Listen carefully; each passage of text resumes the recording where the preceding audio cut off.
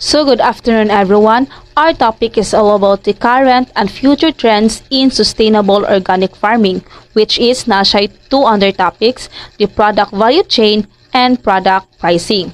So first, let me introduce what is organic farming. So organic farming is a method of agriculture that focuses on growing crops and raising livestock in a way that is sustainable and environmentally friendly. It emphasizes the use of natural processes and materials rather than synthetic chemicals and fertilizers. It also aims to create a holistic, sustainable farming system that protects the environment while producing healthy food. So, importance of sustainable organic farming, environmental benefits, reduce pollution, improve soil health, economic benefits, higher market prices for organic products, social benefits, improve livelihoods for farmers, and support sustainable land use, promotes biodiversity, and helps address climate change.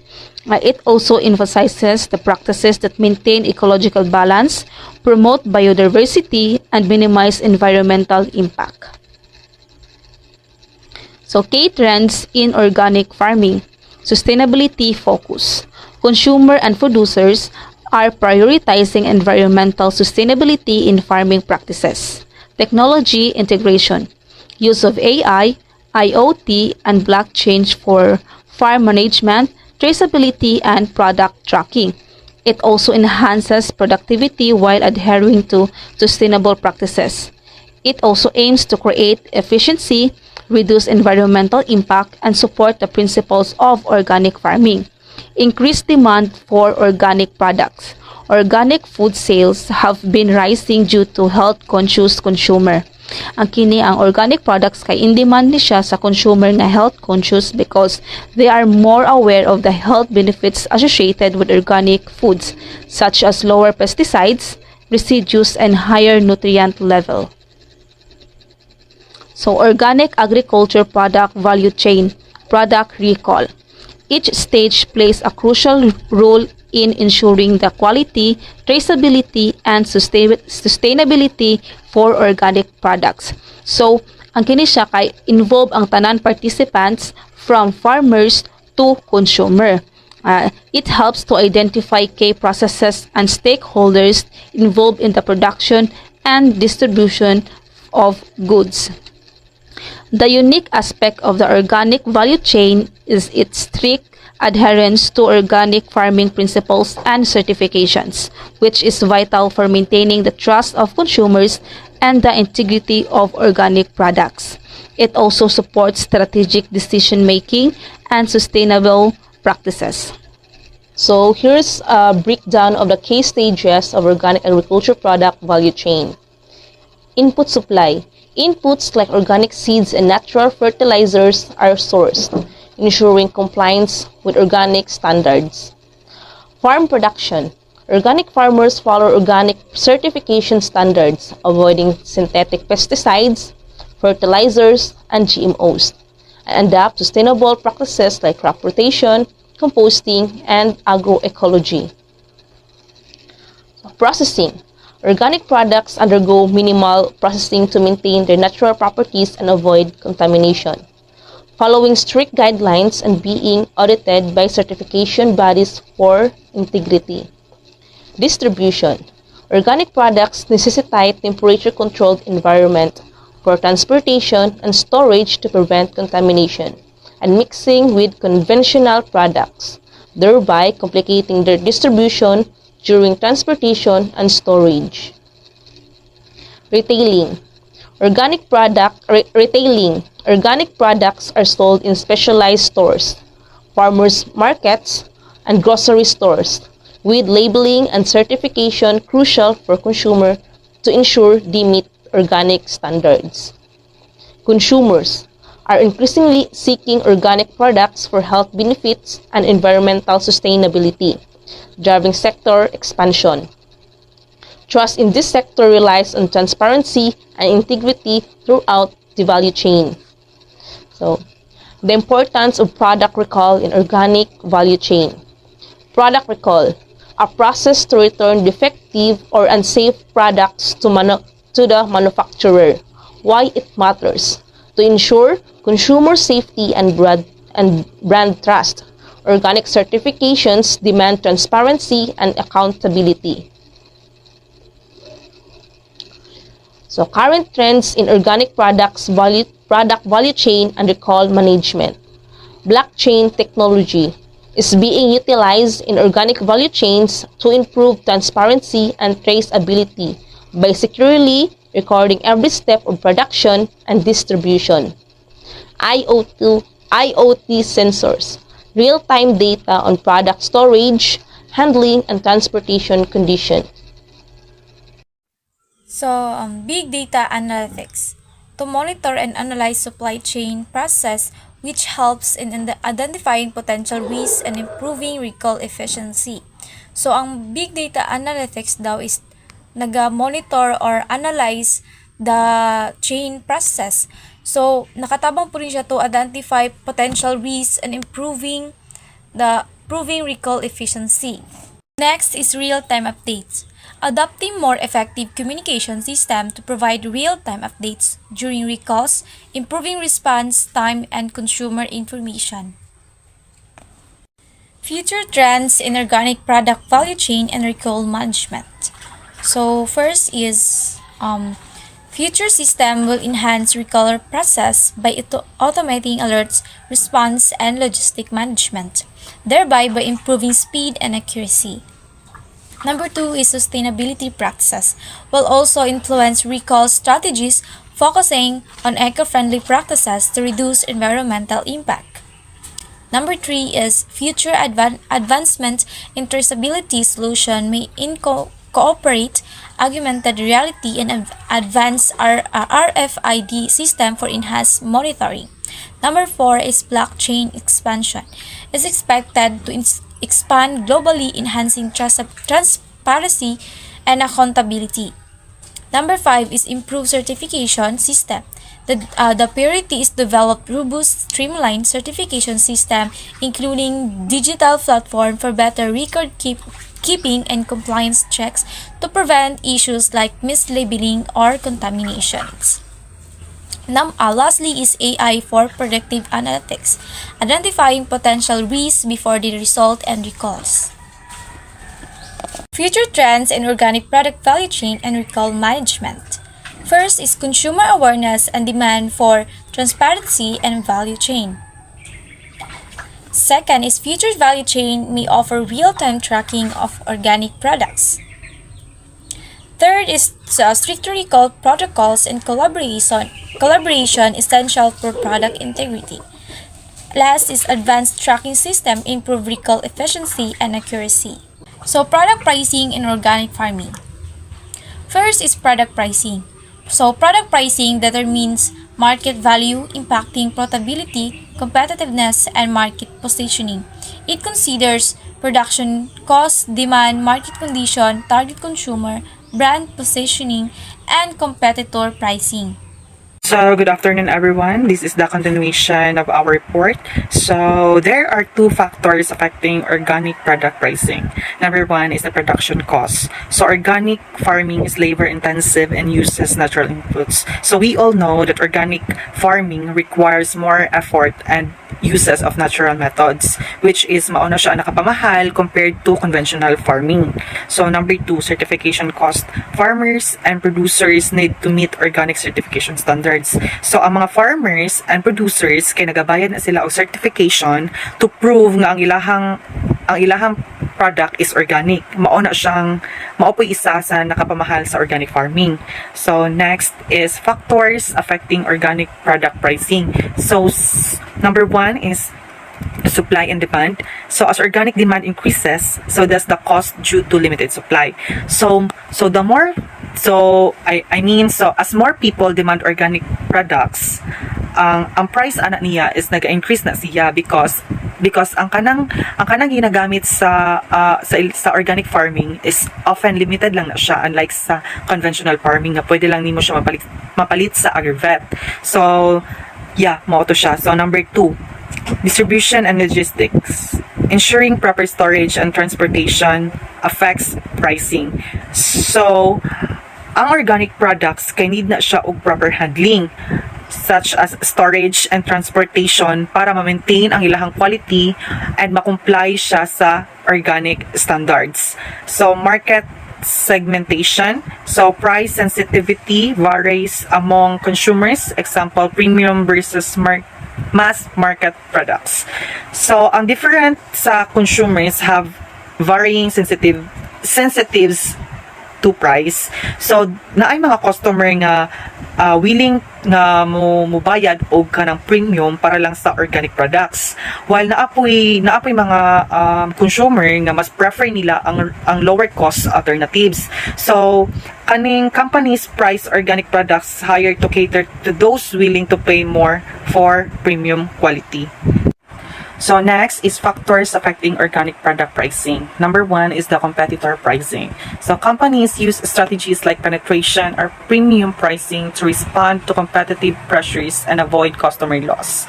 So there are mga businesses no nga nagaset sa ilahang prices based on sa mga kakompetensya nila para lang ma-stay ang ilahang relevant in market.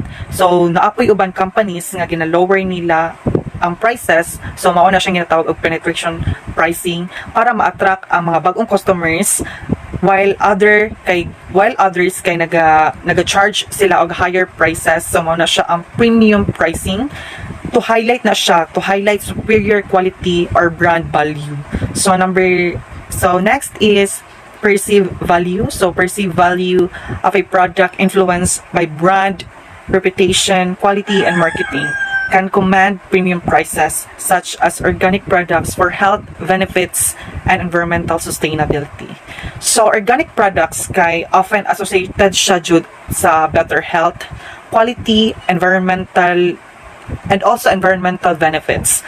So kapag ang consumer nagabilib ana nga product is valuable due to branding, marketing, or sustainability claims, they are more likely to accept higher price bisan pag kanang mahal na siya, as long as kay organic product na siya, ginapalit yun na sa tao kay it's because healthy na siya nga pagkaon. So number 3 is inflation and economic conditions. So inflation, interest rates, and economic conditions significantly influence production cost and consumer spending, causing pricing to become more complex and requiring frequent adjustment.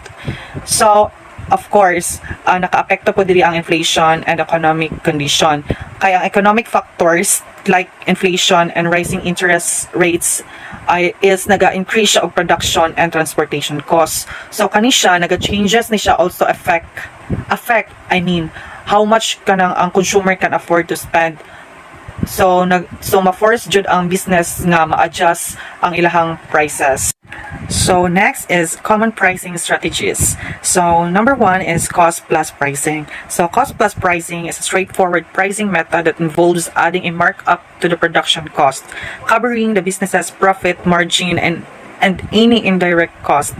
So kaning cost plus pricing, kani siyang approach kana involved ni siya kanang calculating sa mga producing sa product such as kanang raw material and labor, and then ginaad na siya sa fixed percentage as profit.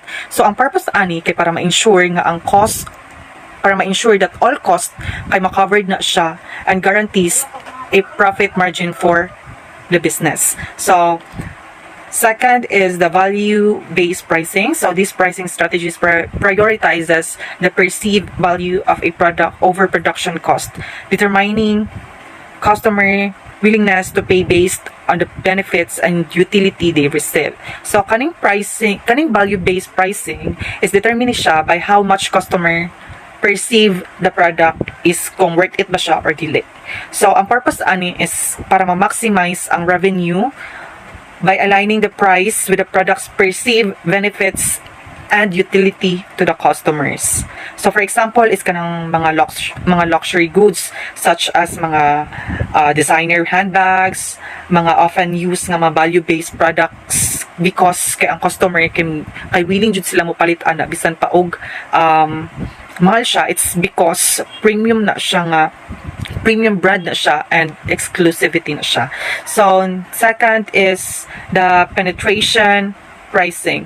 So, penetration pricing is the strategy involves initially setting a low price to attract customers and quickly gain market share, gradually increasing the price once the product gains market foothold.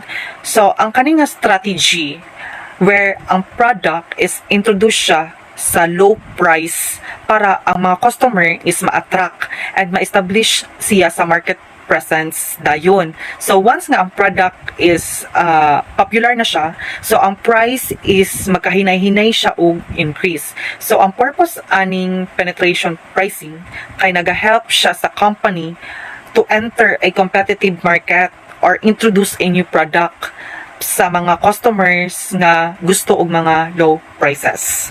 Is the skimming pricing. So skimming pricing is a strategy where a company sets a high initial price for a product, targeting early adopters, and gradually lowers it over time to appeal to a wider audience. So, kani siya nga strategy is naga-involve siya mga launching nga ng mga mahal nga mga palitunon para ma-maximize ang profits from early adopters. Kay kaning mga early adopters kay willing jud sila mo palit og kanang mga mahal, it's because premium siya. And then over time, ang kaning skimming pricing kay nagababa pud iyahang price, nagkahinay siya og kababa kay para ma-attract ang mga price sensitive na mga customers. So mao na siya ang skimming pricing. So next is a competitive pricing. So companies often set prices based on competitors' strategies. A common practice in highly competitive industries where companies must closely align their prices with their rivals to remain competitive. So kaning competitive pricing is setting prices ni siya based sa ilahang mga competitors charge para mas stay attractive ang mga customers ug mo remain competitive ni siya in the market. So next is dynamic pricing. So dynamic pricing is a real-time pricing strategy used in e-commerce and hospitality industries to adjust prices based on market demand, inventory levels, or competitor pricing. So kaning dynamic pricing, mao ni siya ang strategy nga ang businesses kay nag-adjust siya sa price sa product or sa mga services in real time based on factors like demand, competition, time of day, or customer behavior. So ang goal ani is to maximize ang revenue by responding sa market conditions and para ma-optimize pod ang mga prices accordingly. So mao to siya. So that's all for my report. So next reporter please. So good day, sir. My name is Risa Jean M. Cabano and I'm the last reporter. Number one, it is a highly premium pricing, higher price than their conventional counterparts, attributed to factors such as increased production cost, perceived value, and certification fees. So the organic products carry a premium ranging from 20% to over 100% compared to non-organic options. So depending on the product category. So for example, the organic chicken, it is the most substantial increase at 19.5% compared to 5.9 price for conventional chicken. So for increased production cost, it is atypical for higher production cost due to the strict regulations and more labor-intensive practices. Despite the higher prices, the consumer demand for organic product has approximately $62 billion in 2020 and expected to grow for further. So also the perceived value and certification fees to certifying the organic products in Philippines and also the worldwide. So number two is price stabilization efforts. Increased competition and more efficient production processes are helping to stabilize prices, ensuring fair income for producers, maintaining consumer access to affordable organic goods, and reducing market volatility. Price stabilization strategies is subsidy programs. So government may implement subsidy schemes to support farmers when market price fall below a certain threshold. And also, reducing transportation costs. To lower transportation costs can help stabilize prices by reducing the overall cost burden on the producers and consumers. Number three is the consumer willingness to pay. As a consumer, we prioritize our health and wellness, choosing only organic options to avoid pesticides and chemicals. So we all know that organic products is came from natural resources by organic farmers without using of synthetic fertilizers and pesticides. And the study shows that eco-conscious consumers are willing to pay more for organic and sustainable source products. It also to desire to support sustainable farming practices drives some consumers to product despite higher cost. Also, the concern for animal welfare and fair labor practices are willing to pay more for products that align with our values. Number four, personalized pricing and artificial intelligence enable the business to customize pricing based on individual consumer behavior, preferences, and purchase history, optimizing revenue. So, it is the price discrimination involves setting unique prices for each consumer based on their perceived value of product or services. So, it is requires data such data, purchase history, and browsing behavior. Also, there are the biases, unfair or discriminatory, particularly if they discover they are paying more than others of the same product. So, increased competition. It is organic market continues to grow. Competition among producers and retailers is likely to intensify. This could lead to price pressures and potentially lower premiums for organic products. So, in case there are many competition about to the organic market, it can affect to the price of the organic products and lower the premium for organic products because it is from the producers to retailers that consumer demand for organic products and a shift towards sustainable agricultural practices. So value-added products is diversifying product offerings to justify higher prices. So examples the organic processed foods, specialty crops.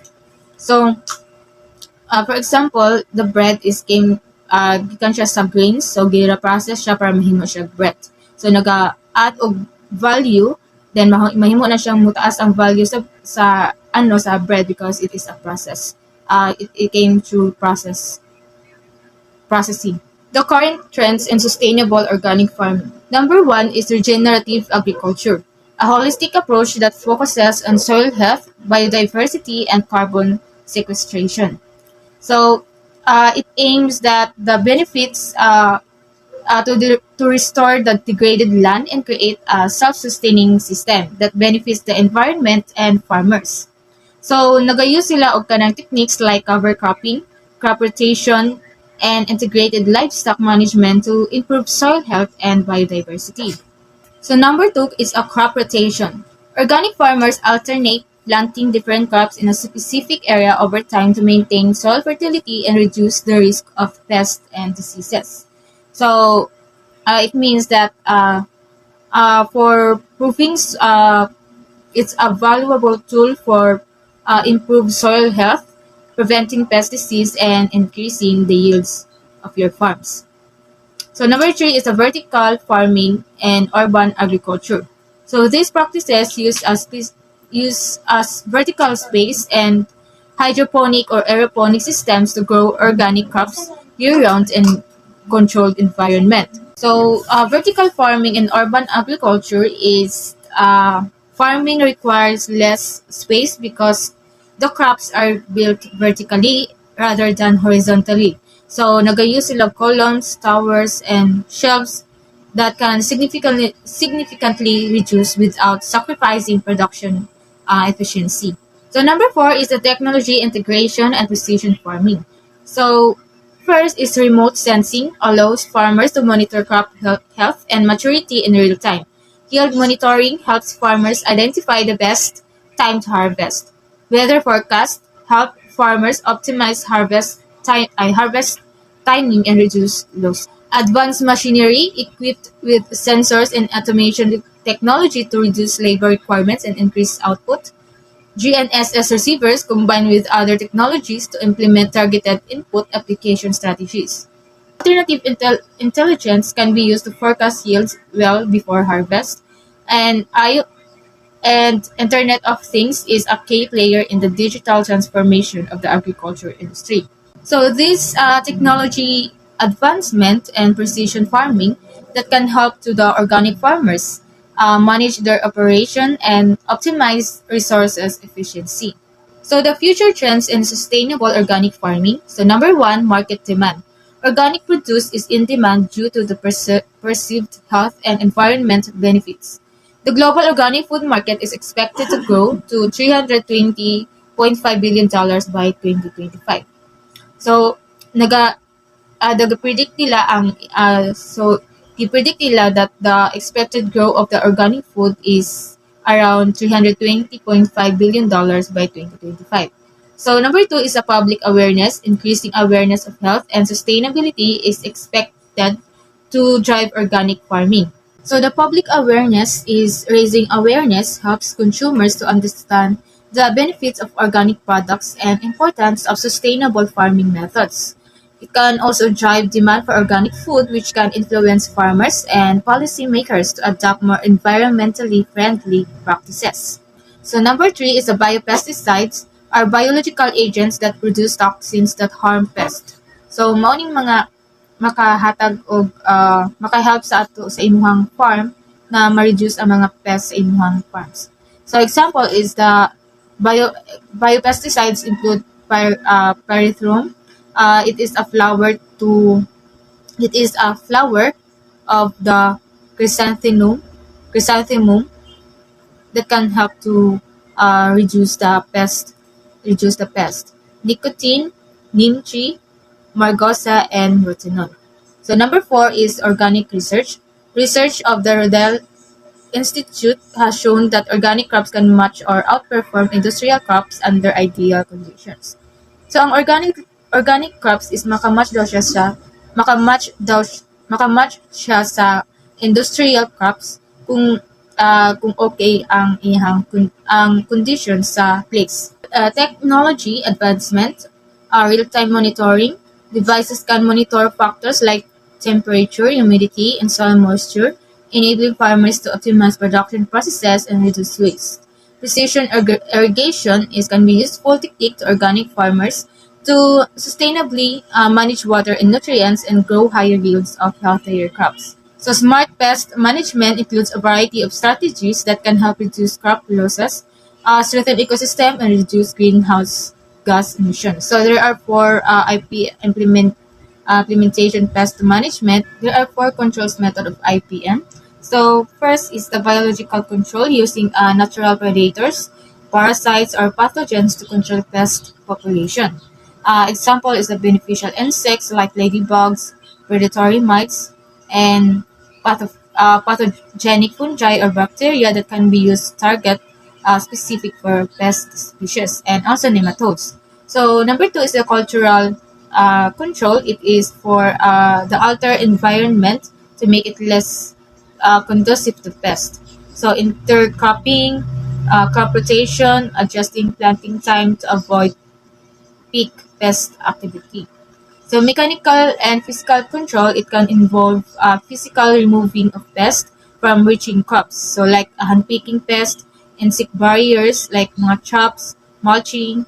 Mulching is to prevent the weed for growth and provide a barrier for soil-dwelling pests. And last is the chemical control. While the goal of IPM is to reduce reliance on chemical pesticides, so there are situations that may be necessary if daghan na jud kaayo og mga pests. So last strategy is use of chemical control. So on monitoring crop health, so it is the proactive way to keep track of crops and ensure their well-being. It can help farmers detect issues early and take action to improve crop health and yield. So i-monitor nimo ang crop yield using of easiest way to monitor your crops. Minimizing last is minimizing chemical inputs. So minimize or eliminate the chemical inputs like synthetic pesticides, fertilizers, and antibiotics by using natural methods to increase soil fertility and reduce pollution. So using of lateral methods is the effective way to increase the soil fertility and also that can't affect in the crop. So the summary is the organic product value chain is becoming increasingly transparent and efficient, aided by technology like blockchain and AI. So the organic product value chain is na siya yung mga technology na pwede na to ma-trace ang products. Organic product price is currently high, but trends suggest it may stabilize as production scales and technology improves efficiency. So number 3 is the future outlook. Sustainable organic farming will continue to evolve, driven by consumer demand, regulatory support, and innovation in farming practices and technology. So this is our report. Thank you.